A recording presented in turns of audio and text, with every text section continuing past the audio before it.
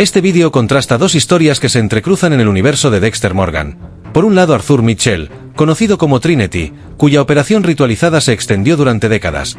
Por otro, Brian Moser, el llamado asesino del camión de hielo, cuya campaña sangrienta y teatral tuvo una ventana temporal compacta y un objetivo claro: reconectar con su hermano, Dexter. La comparación no es solo estadística, es un estudio de cómo motivos, técnica y tapaderas sociales determinan el éxito o el fracaso operativo. A primera vista, Trinity aparece como maratón criminal, ciclos que se repiten con 4 escenas distintivas y una longevidad que abarca 30 años. Brian, en contraste, actúa como un comunicador violento, cuerpos convertidos en mensajes, piezas preservadas y expuestas para forzar la atención de Dexter. Ambos dejan huella, pero de formas distintas. Arthur crea terror y heridas sociales a largo plazo, Brian busca reconocimiento inmediato y una respuesta personal. En este primer bloque te daré la hoja de ruta. Primero compararemos conteos y cronología, luego entraremos en modus operandi y firma, después veremos la coartada pública y la seguridad operativa, seguidamente analizaremos las motivaciones íntimas y, por último, extraeremos lecciones prácticas para investigación y prevención. Mantén en mente los nombres. Arthur Mitchell no es solo un asesino ritual, es un diácono y un rostro público que usó una organización de caridad para viajar. Brian Moser no solo fue un ejecutor quirúrgico, fue alguien que convirtió cuerpos en lenguaje para su hermano. A lo largo del vídeo te mostraré por qué esa diferencia lo cambia todo. Comparar la escala temporal es la primera clave para entender la diferencia operativa. Arthur Mitchell desarrolla ciclos de asesinatos desde finales de la década de 1970 hasta los años 2000. Reconstrucciones sugieren decenas y posiblemente más de 200 víctimas durante aproximadamente 30 años. Es una operación que se extendió tanto en tiempo como en geografía.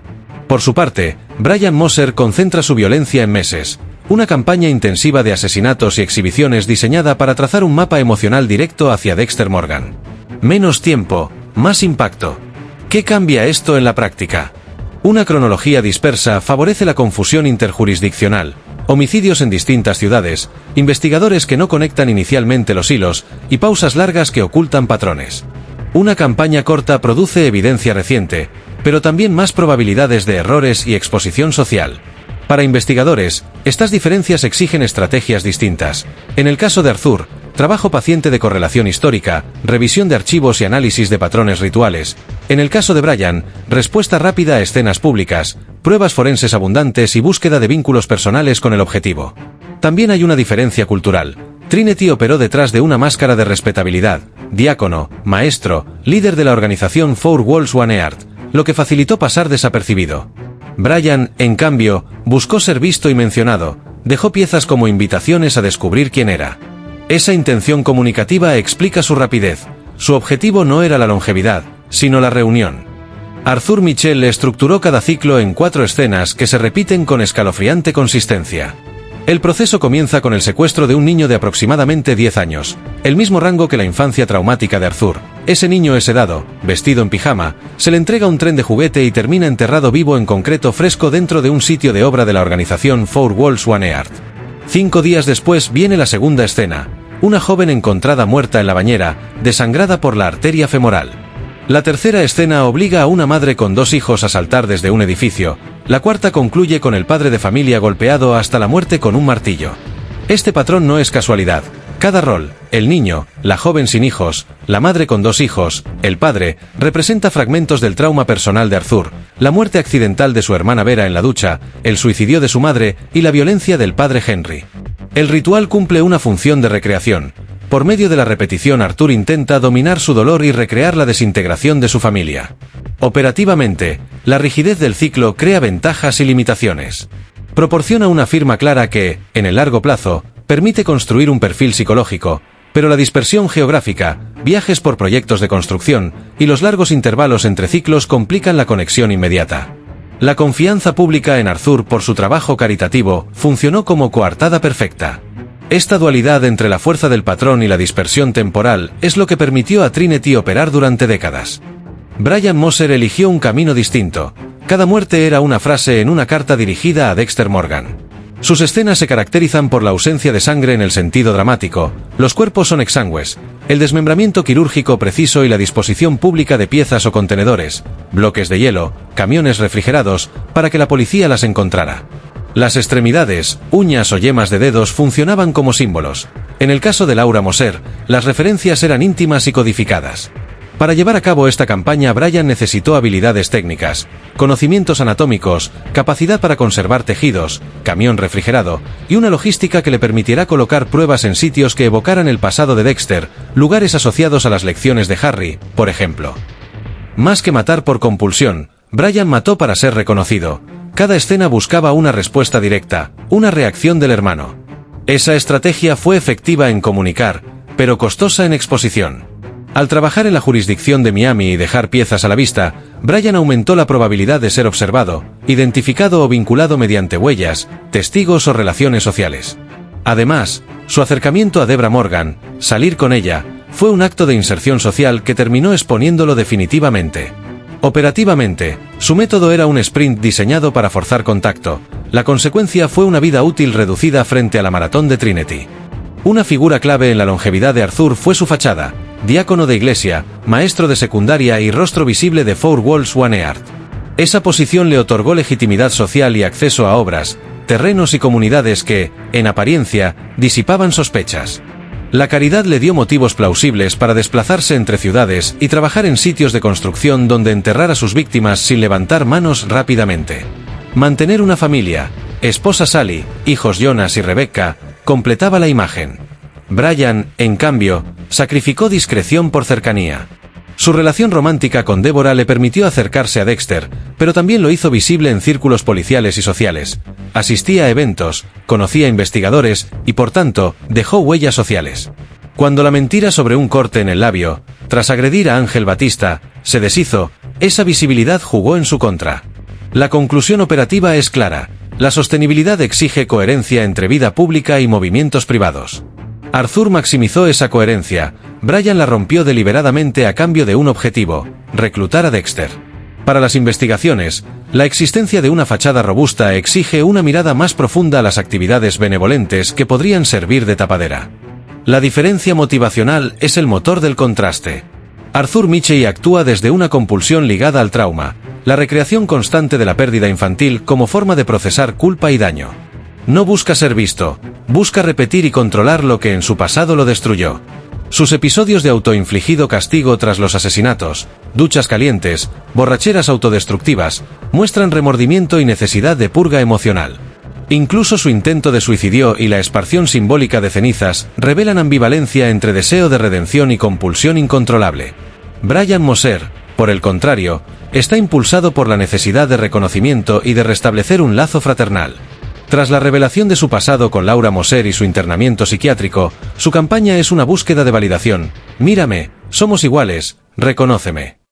Sus escenas son llamadas de atención diseñadas para atraer a Dexter.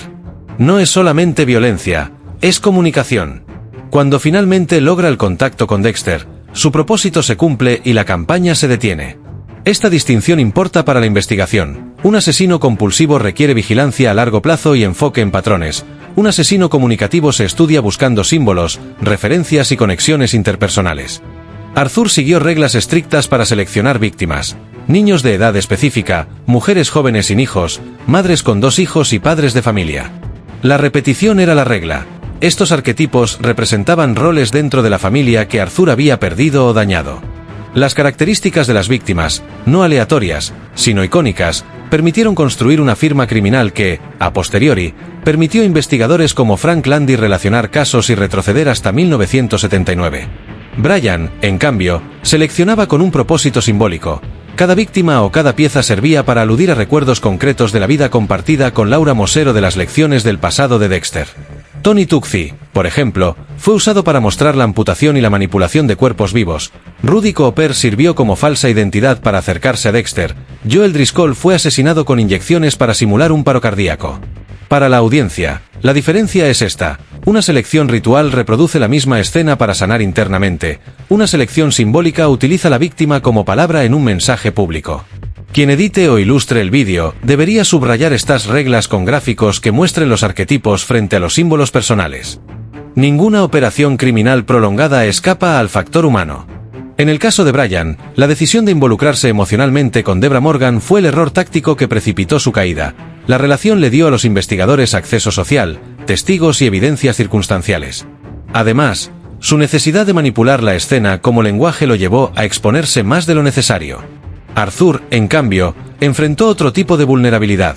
Mantener una doble vida durante décadas agota y hace que pequeñas fisuras terminen por expandirse. El suicidio de Rebecca, la hija de Arthur, y la revelación de Christine Hill, hija ilegítima, son muestra de los costos internos que a la larga afectan la cohesión operativa. El desgaste emocional y la interacción con agentes como Frank Landy contribuyeron a la desarticulación final. Para investigadores la lección es clara: vigilar relaciones sociales inusuales en la cercanía de las víctimas y revisar historiales a largo plazo. En pantalla, una línea temporal visual que marque errores y puntos de exposición ayuda al espectador a identificar cómo pequeñas decisiones conllevan grandes consecuencias. Las secuelas son distintas. La larga operación de Arthur deja un legado de trauma generacional, comunidades heridas, familias destrozadas y preguntas que aún resuenan décadas después. La repetición ritual fue una herida crónica que marcó a generaciones. Por otro lado, la campaña de Bryan dejó una marca mediática más aguda: escenas públicas, espectáculo forense y un miedo inmediato que, si bien intenso, tuvo un final más rápido. En términos de justicia y reparación, Trinity plantea desafíos de investigación y cierre, pruebas dispersas, víctimas olvidadas y reconciliación tardía.